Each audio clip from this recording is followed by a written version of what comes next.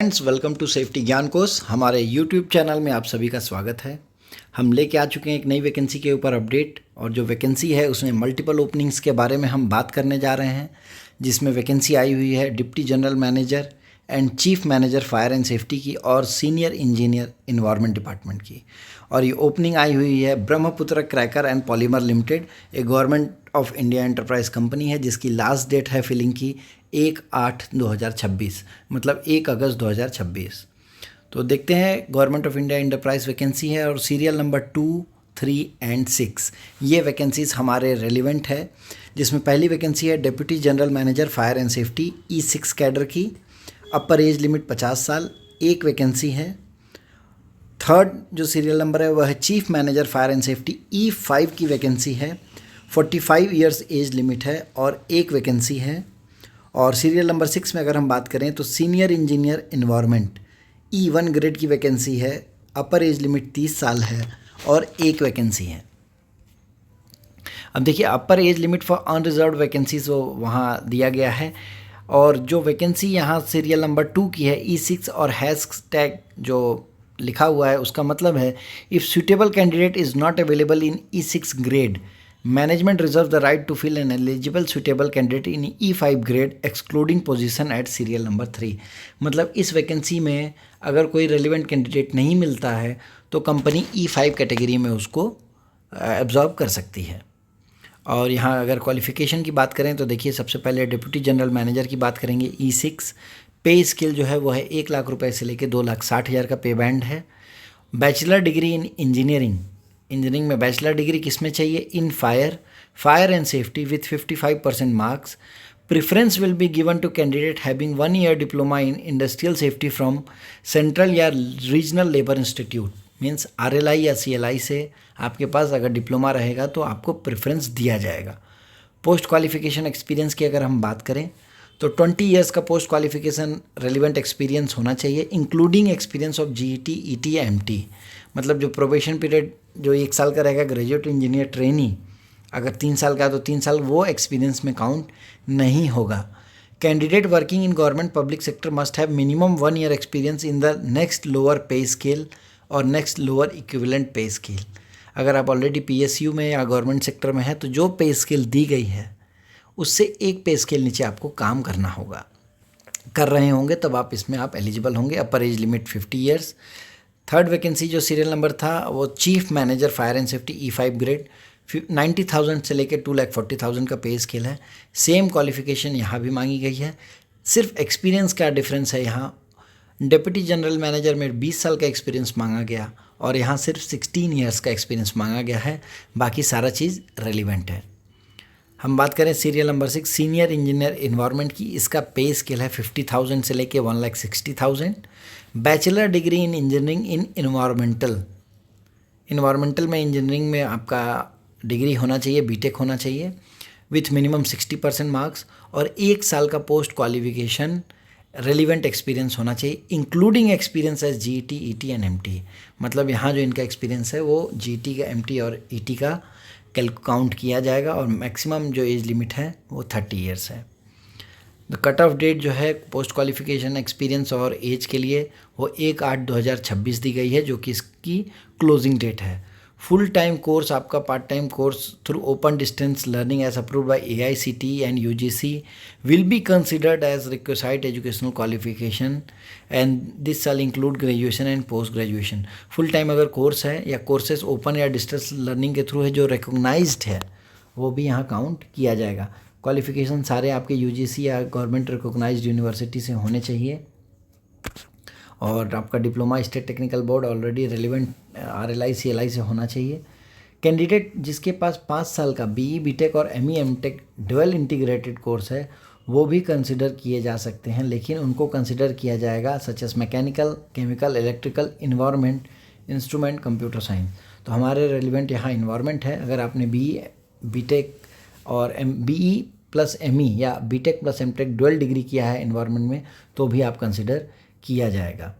Relaxation की अगर हम बात करें तो देखिए, आपको यहाँ रिलैक्सेशन दिया जा रहा है, क्वालिफाइंग मार्क्स में भी दिया गया है, और SC/ST के लिए 55%, 50% एंड फिजिकली चैलेंज के लिए 45% ऑफ मार्क्स। एज लिमिट की अगर हम बात करें तो SC/ST के लिए 5 साल, 3 साल OBC NCL के लिए, और रिलैक्सेशन फिजिकली चैलेंज के लिए 10 साल। अगर हम बात करेंगे पे स्केल की, तो देखिए साल्बियन में probation for a period of 1 year, 1 साल आप प्रोबेशन पीरियड में रहेंगे, जिसमें आपको सिर्फ इनिशियल बेसिक पे आपको दिया जाएगा। इनिशियल बेसिक पे, अपार्ट फ्रॉम बेसिक पे कैंडिडेट को दिया जाएगा IDA, जो अभी करंट में जो IDA चल रहा है उसकी बेसिस पे। Other applicable allowances and benefits perquisite 35% basic pay का आपको अदर बेनिफिट्स रहेगा। नॉर्थ ईस्ट अलाउंस, अगर आपको पे हो, आप नॉर्थ ईस्ट में पोस्टिंग मिल रही है तो आपको 10% of the basic salary north east region में अगर आप जाते हैं तो वहाँ के लिए मिलेगा।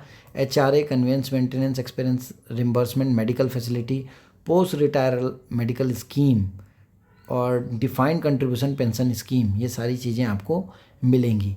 एप्लीकेशन फ़ीस की हम बात करें तो एप्लीकेशन फ़ी जनरल और EWS और OBC NCL कैटेगरी के लिए 600 रुपीज़ का नॉन रिफंडेबल अमाउंट है।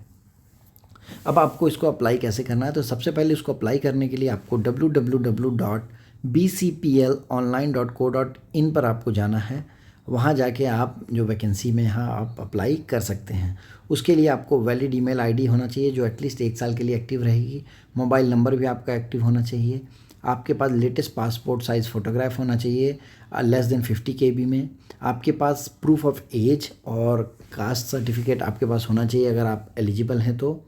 और जो भी सारी चीज़ें मांगी गई हैं, और ऑनलाइन पेमेंट करने के बाद आपको जो पे स्लिप है, पेमेंट का पे स्लिप और रजिस्ट्रेशन स्लिप आपको डाउनलोड करना है, जिसमें कि रजिस्ट्रेशन नंबर और एसेंशियल डिटेल्स दी रहेंगी। अब आप देख सकते हैं फॉर्म को प्रिंट आउट करने के बाद आपको एप्लीकेशन फॉर्म के साथ 2 recent size passport photograph along with signature on the application form, document in support of ये 10th certificate, caste certificate, disability certificate, ये सारी चीज़ें आपको जब आप शॉर्टलिस्ट होते हैं सिलेक्शन प्रोसीजर में, तब आपको ये सारी चीज़ें लेके जानी होंगी ओरिजिनल में along with self attested copies. अब पास्ट एम्प्लॉयमेंट की अगर हम बात करें तो देखिए आपके पास कोई अपॉइंटमेंट लेटर होना चाहिए जिसमें date of joining, organisation, resignation letter, relieving letter, latest pay slip होना चाहिए या एक्सपीरियंस लेटर होना चाहिए। करंट एम्प्लॉयमेंट के रेफरेंस में आप दे सकते हैं appointment letter, identity card issued by current employer, annual increment letter, promotion order या ट्रांसफ़र ऑर्डर, और experience letter inclusive roles and responsibility issued on the letter head of the company के letter head पे ये सारी चीज़ें issue होनी चाहिए।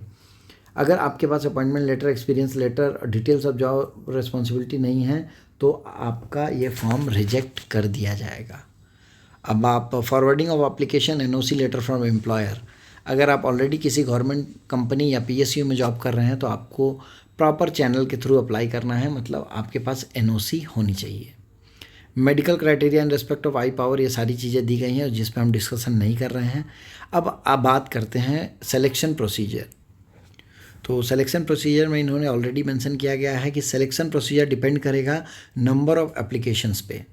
अगर नंबर ऑफ़ एप्लीकेशंस ज़्यादा आते हैं तो ये सिंगल स्टेज, या कम आते हैं तो सिंगल स्टेज, ज़्यादा आते हैं तो मल्टीपल स्टेज सिलेक्शन प्रोसेस ये अडॉप्ट कर सकते हैं। स्क्रीनिंग एंड सिलेक्शन जो रहेगा वो प्राइमरीली आप जो फॉर्म फिलअप कर रहे हैं उसके बेसिस पे ही रहेगा। सिलेक्शन प्रोसीजर कंसिस्ट कर सकता है रिटन टेस्ट, ग्रुप डिस्कशन और personal interview in front of the selection committee. ये डिपेंड करता है नंबर ऑफ़ एप्लीकेशन पे। आपके पास वैलिड ईमेल आईडी होनी चाहिए, जो आप डालेंगे सारा कम्युनिकेशन आपके वैलिड ईमेल आईडी पे दिया जाएगा। Only shortlisted candidates who are found apparently eligible based on the online application form will be called for participation in the further selection procedure. जो आप ऑनलाइन फॉर्म फिलअप करेंगे उसके basis पे decide किया जाएगा कि आप फर्दर सेलेक्ट हो रहे हैं या नहीं हो रहे हैं।